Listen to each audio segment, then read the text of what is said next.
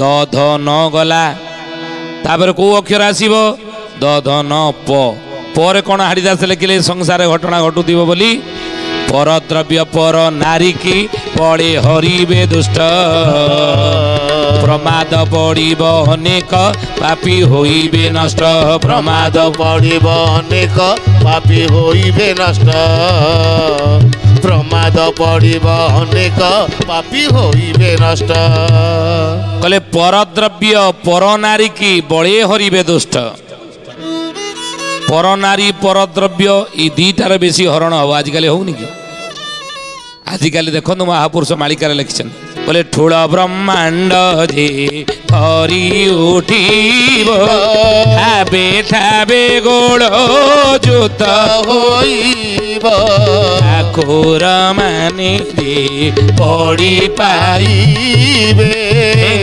लंगड़ा जे जुवती हेबे कहे वचन मोर जे ठाकुराणी होई केही न रहिबे बरुथिबे बार बर जे ठाकुराणी होई केही न रहिबे बरुथिबे बार बर जे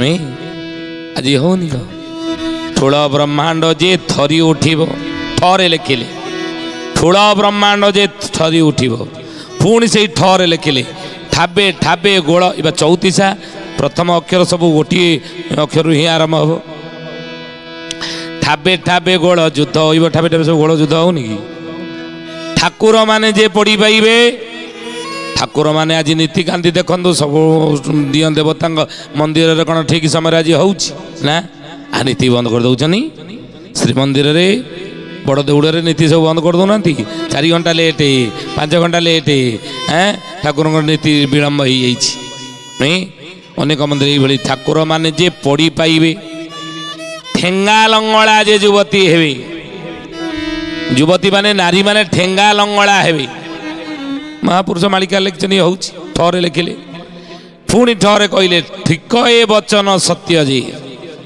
ठीक ए वचन हूँ सत्य कि ठाकुराणी होई केही न रहिबे बरुथिबे बार बर जे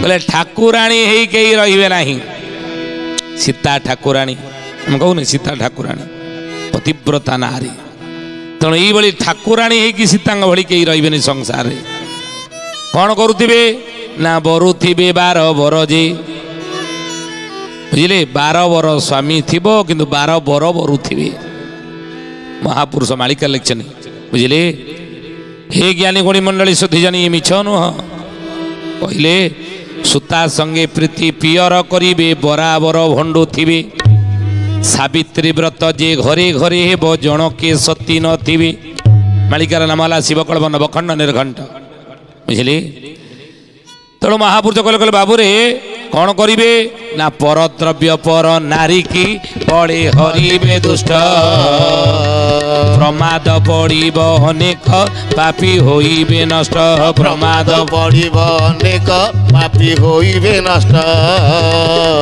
प्रमाद पड़िब अनेक पापी होइबे नष्ट बोलिए महापुरुष हरिदास की ज्ञानी गुणी मंडली सथी जानी पंडित किए जी पाठ भल पढ़ाऊँ से पंडित नुह जी भल संस्कृत श्लोक कंठस्थ कर पंडित कहवानी पंडित किए ना जी मातृवत परदार जो परदार नारी की मातृवत देखला परद्रव्य सु लोष्टवत अन्य द्रव्य को जी लोष्टवत ना भगवान मत जी से सन्तुष्ट रही ता द्रव्य को ता पैसा को ता ये लो कहीं मो लोभ करी आत्मवत सर्वभूतेषु समस्त भितरे जी आत्मा को देखला ताको आम पंडित कहवा ताको ही पंडित कहवा तेणु परद्रव्य पर नारी की बड़े हरिबे दुष्ट कलिजुगर संसार जदि हरण हम ताले आज होउची ये घटना घटबार आज हम नहीं ताले कौन हम ना प्रमाद पड़िब अनेक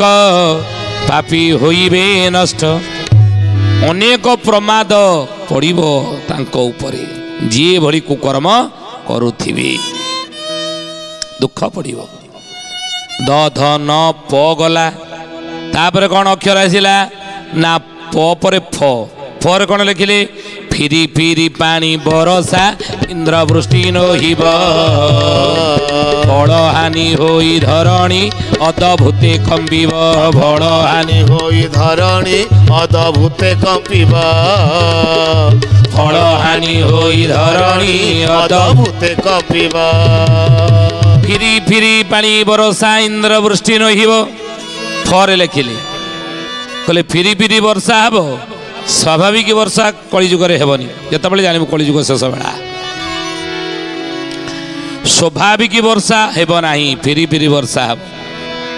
ଆଉ ହେଲେ ଫଳ ହାନି ହୋଇ ଧରଣୀ ଅଦଭୂତେ କମ୍ପିବ, ପୃଥିବୀ ବନ୍ଧିଆ ହେବ, ଫଳ ହାନି ହେଇଯିବ, ରସହୀନ ହେଇଯିବ। ବୁଝିଲେ? ମହାପୁରୁଷ ଲେଖିଛନ୍ତି ଏ କଥା ମାଳିକାରେ। କହିଲେ କ୍ଷୀର କ୍ଷୀଣ ଗାଈ ଘୃତ ଆମ୍ବିଳା, କ୍ଷୀର କ୍ଷୀଣ ହେବ, ଗାଈ ଘୃତ ଆମ୍ବିଳା ଲାଗିବ। ଆଖୁ ଚିପୁଡ଼ି ଦେଲେ ଆଖୁ ରସ ମିଠା ଲାଗିବ ନାହିଁ, ମାନେ ପୃଥିବୀ ରସହୀନ ହେବ, ମାଳିକାରେ ଲେଖା ହେଇଛି। ତେଣୁ ଫଳ ହାନି ହୋଇ ଧରଣୀ ଅଦଭୂତେ କମ୍ପିବ, ଫଳ ହାନି ହେଇଯିବ। ଦ ଧ ନ ପ ଫ ଗଲା, ୟା ପରେ ଆସିଲା ଅକ୍ଷର କ'ଣ ବ। ବରେ କ'ଣ କହିଲେ? ବେଳ ବୁଡ଼ ଯାଏ ବଳଦ ଯୋଚି କରିବେ ଚାଷ, ବୀଜ ନ ପାଇବେ ବିଲରୁ ହାନି ହୋଇବ ଶସ୍ୟ। ବୀଜ ନ ପାଇବେ ବିଲରୁ ହାନି ହୋଇବ ଶସ୍ୟ, ବୀଜ ନ ପାଇବେ ବିଲରୁ ହାନି ହୋଇବ ଶସ୍ୟ। କହିଲେ ବେଳ ବୁଡ଼ ଯାଏ ବଳଦ ଯୋଚି କରିବେ ଚାଷ। ଆପଣ ଯଦି କାହାକୁ କହୁଛନ୍ତି ଆଗରୁ 50-60 ବର୍ଷ ତଳକୁ ଯିବା, ହଳ ଲଙ୍ଗଳରେ ଯେଉଁମାନେ ଚାଷ କରୁଥିଲେ ବଳଦ ଯୋଚିକି ସୂର୍ଯ୍ୟାସ୍ତ ହେଉଥିଲା ଚାଷ ବନ୍ଦ କରିଦେଉଥିଲେ, ବିଧି ନିଷେଧ, ଆଉ ଚାଷ କରିହେବନି। କିନ୍ତୁ ଯେତେବେଳେ ଆପଣ ଦେଖିବେ ଆଜିକା ସମୟରେ ଯଦି କାହାକୁ କହୁଛନ୍ତି ଏଇ ଟିକେ ଆମ ବିଲରେ ଟିକେ ହଳ ବୁଲେଇ ଦିଅନ୍ତନି, ନା ନାଇଁ ମୋର 4 ଦିନ ପର୍ଯ୍ୟନ୍ତ ପ୍ୟାକ୍ ମୋଟେ ଫାଙ୍କା ନାହିଁ, ନା ଦିନରେ ସିନା ଫାଙ୍କା ନାହିଁ, ରାତିରେ ନା ରାତିରେ ଫାଙ୍କା ନା, ରାତିରେ ଟିକେ ଆମ କିଆରେ ବୁଲେଇ ଦେବୁ ଟ୍ରାକ୍ଟର ନାଇଁ। ତେଣୁ ବେଳ ବୁଡ଼ ଯାଏ ବଳଦ ଯୋଚି କରିବେ ଚାଷ। ପୁଣି ସେଇ ବରେ ଲେଖିଲେ ବୀଜ ନ ପାଇବେ ବିଲରୁ ହାନି ହୋଇବ ଶସ୍ୟ। ବିହନ ତ ପାଇବେ ନାହିଁ, ଆଉ ବୁଝିଲେ? ଯାହା ବୁଣିଥିବେ ସେ ବିହନ ପାଇବେ ନାହିଁ, ଗଜା ମରୁଡ଼ି ହେଇଯିବ। ଦ ଧ ନ ପ ଫ ଗଲା, ବ ପ ଫ ବ ଗଲା, ୟା ପରେ ବ ପରେ ଭ। ଭରେ କ'ଣ କହିଲେ? ଭୂମି ହତପାତ ହୋଇବ 10 ଦିଗ ଅନ୍ଧାର, ଭଣିଲେ ଆଗତ ଭବିଷ୍ୟ ଆଡ଼ି ଦାସ କମାର। ଭଣିଲେ ଆଗତ ଭବିଷ୍ୟ ଆଡ଼ି ଦାସ କମାର, ଭଣିଲେ ଆଗତ ଭବିଷ୍ୟ ଆଡ଼ି ଦାସ କମାର। ବୋଲେ ଭୂମି ହତପାତ ହୋଇବ 10 ଦିଗ ଅନ୍ଧାର, ଭଣିଲେ ଆଗତ ଭବିଷ୍ୟ ଆଡ଼ି ଦାସ କମାର। କହିଲେ ଭୂମି ସବୁ ହତପାତ ହେଇଯିବ, ପୃଥିବୀ ହତପାତ ହେଇଯିବ। କହନ୍ତିନି ଏଇ ସେମିତି ସମୟ ଆସି ଦେଖନ୍ତୁ, ପୃଥିବୀ ଆଜି ହତପାତ, ତ୍ରାହି ତ୍ରାହି ସବୁ ଡାକ ଦେଲେଣି, ବିଭିନ୍ନ ପ୍ରକାର ସମସ୍ୟା ଘରରେ ମଣିଷ ପଡ଼ିଛି ନାଇଁ।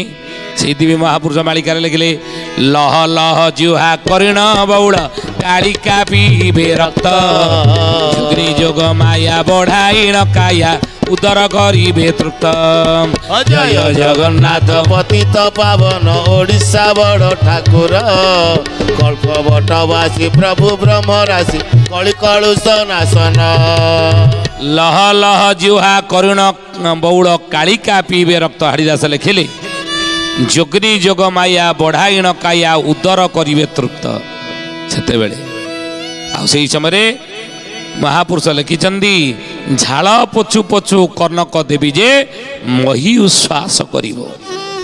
ଝାଳ ପୋଛିବା ପାଇଁ ଯେତିକି ସମୟ ଦରକାର ସେତିକି ସମୟରେ ମହି ଉଶ୍ୱାସ ହେଇଯିବ ଆଗକୁ। ତେଣୁ ଏଇଭଳି ସମସ୍ୟା ଘେର ଦେଇ ଆମେ ଆଗକୁ ଗତି କରିବା ବୋଲି ହାଡ଼ିଦାସ ମହାପୁରୁଷ ଲେଖିଲେ ସମାଜରେ ଆଜି ଘଟୁଛି। ତେଣୁ ହେଇ ଜ୍ଞାନୀ ଗୁଣୀ ମଣ୍ଡଳୀ ଭଲ ବାଟକୁ ଆସିବା, ନୀତି ବାଟକୁ ଆସନ୍ତୁ, ଘରକୁ ମନ୍ଦିର କରନ୍ତୁ, ପରିବାରକୁ ସ୍ୱର୍ଗ କରନ୍ତୁ, ପିଲାମାନଙ୍କୁ ସଂସ୍କାର ଦିଅନ୍ତୁ, ଘରରେ ଏକ ଆଧ୍ୟାତ୍ମିକ ପରିବେଶ ପରିବାର ସୃଷ୍ଟି କରନ୍ତୁ, ଗୁରୁ ଗୁରୁଜନମାନଙ୍କୁ ସମ୍ମାନ କରନ୍ତୁ, ତୁଳସୀ ମୂଳରେ ସୂର୍ଯ୍ୟଙ୍କୁ ଜଳଦାନ କରନ୍ତୁ। ବୁଝିଲେ? ସଦାଚାରୀ ହୁଅନ୍ତୁ, ପାପାଚାରୀ ନୁହଁ, ସଦାଚାରୀ ଜୀବନ ଯାପନ କରନ୍ତୁ।